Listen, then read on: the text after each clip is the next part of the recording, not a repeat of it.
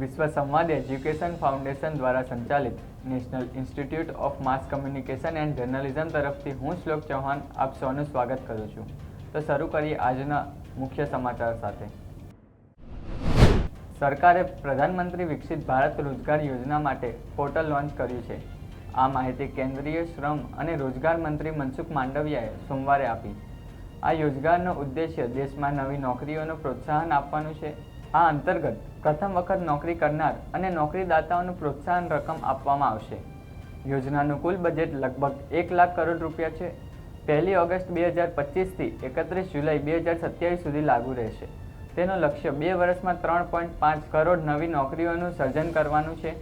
યોજનાના લાભ માટે નોકરીદાતા અને કર્મચારી બંને પોર્ટલ પર રજીસ્ટ્રેશન કરી શકે છે. લોકસભામાં નાણામંત્રી નિર્મલા સીતારમણે જણાવ્યું હતું કે 2020ની 1 ઓક્ટોબરથી 31 જુલાઈ 2025 સુધી કંપનીઓની સંખ્યામાં વધારો થયો છે.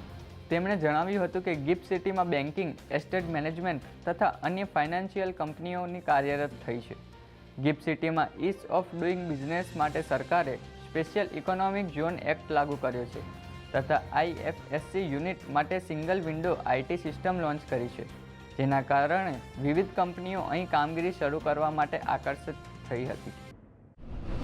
રેલવે મંત્રાલયે સોશિયલ મીડિયા પ્લેટફોર્મ X પર પોસ્ટ મારફતે ભારતીય રેલવેની ઐતિહાસિક ઉપલબ્ધિ વિશે જણાવ્યું છે.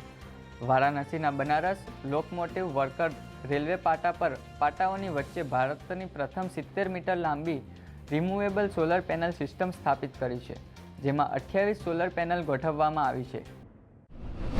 ભારતીય દંતકથા અને દિવ્ય અવતારોની મહાગાથા આલેખિત ફિલ્મોની સિરીઝની શરૂઆત અશ્વિની કુમારે કરી છે.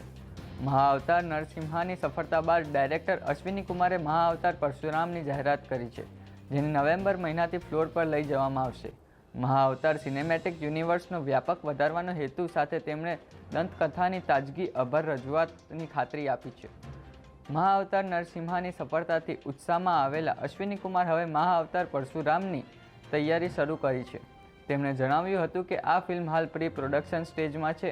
મહાઅવતાર યુનિવર્સમાં દંતકથાને નવીન શૈલી સાથે આલેખવામાં આવશે અને સ્ક્રીન પર અભૂતપૂર્વ અનુભવ જોવા મળશે.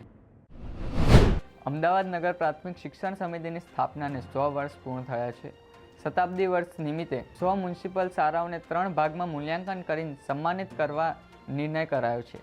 IIT ગાંધીનગર મ્યુનિસિપલ શાળાના તમામ શિક્ષકોને 100 અનુપમ શ્રેષ્ઠ શાળાઓને નક્કી કરવા દરેક શાળાને નિરીક્ષણ અંતે 50માંથી ગુણ આપવામાં આવશે. 452 શાળાઓમાં ધોરણ 3થી 8ના વિદ્યાર્થીઓને સત્ર પરીક્ષા પૂર્વે શાળાકીય સાક્ષર વિષયનું મૂલ્યાંકન કરાશે. યુવાનોને રમતગમત પ્રત્યે વધુ પ્રોત્સાહન કરવા દર વર્ષની જેમ આ વર્ષે પણ રાજ્ય સરકાર દ્વારા તરણેતરના મેળામાં ગ્રામીણ ઓલિમ્પિકનું આયોજન કરવામાં આવ્યું છે. તારીખ 26થી 28 ઓગસ્ટ દરમિયાન યોજનાર 20મા ગ્રામીણ ઓલિમ્પિકમાં વિવિધ સ્પર્ધાનું આયોજન કરવામાં આવ્યું છે. આ સ્પર્ધામાં 100થી 800 મીટર દોડ, લાંબી કૂદ, લંગડી, નાળિયેર ફેંક, ખાંડના લાડવા ખાવાની હરીફાઈ, કુસ્તી, વોલીબોલ, કબડ્ડી, રસ્સાખેંચ જેવી રમતો આયોજન કરવામાં આવ્યું છે. લોકમેળામાં બાળકો આ તમામ રમતોમાં ભાગ લઈને આનંદ સાથે રમતની મજા માણશે.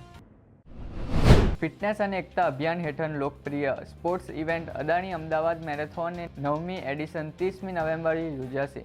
2022થી આ ઇવેન્ટ ગ્લોબલ મેરેથોન ઇવેન્ટનો ભાગ બની ચૂકી છે. અદાણીએ જણાવ્યું હતું કે નવી સિઝનનું આયોજન કરવું તે ગૌરવની બાબત છે. મેરેથોન હવે એક લોકપ્રિય પરંપરા બની ચૂકી છે. શહેરમાં વધતી જતી ફિટનેસ સંસ્કૃતિના સાક્ષી બનવાનો અમને ગર્વ છે. શિક્ષણ એ માત્ર શીખવાનું સાધન નથી, પરંતુ આત્મવિશ્વાસ, સ્વતંત્રતા અને ભવિષ્યની ચાવી છે. આ શબ્દો છે સેટેલાઇટ વિસ્તારમાં રહેતા વિક્રમભાઈ શાહના, જેઓ 30 વર્ષથી બાઇક રાઇડ કરે છે. ભારતની વિવિધ જગ્યાએ જઈને ગર્લ્સ ચાઇલ્ડ એજ્યુકેશન અંગે અવેરનેસ કેળવે છે. અત્યાર સુધી તેમણે 3 લાખથી વધુ કિલોમીટર રાઇડ કરી ચૂક્યા છે. અમદાવાદથી ઝીંઝુવાડા સુધીનું હેરિટેજ બાઇક રાઇડનું આયોજન કરવામાં આવ્યું હતું, જેમાં 35 જેટલા યુવાનોએ ભાગ લીધો હતો. આ બાઇક રાઇડમાં યુવાનો સુરેન્દ્રનગર જિલ્લાના ઝીંઝુવાડ પહોંચીને ત્યાંની સરકારી શાળામાં ધ્વજવંદન કર્યું હતું. ત્યારબાદ એ જ જગ્યાએ 50 જેટલા વૃક્ષો વાવીને સંસ્થાને રૂટ ફોર ટુમોરો કેમ્પેઇન હેઠળ વૃક્ષારોપણ પણ કરવામાં આવ્યું હતું.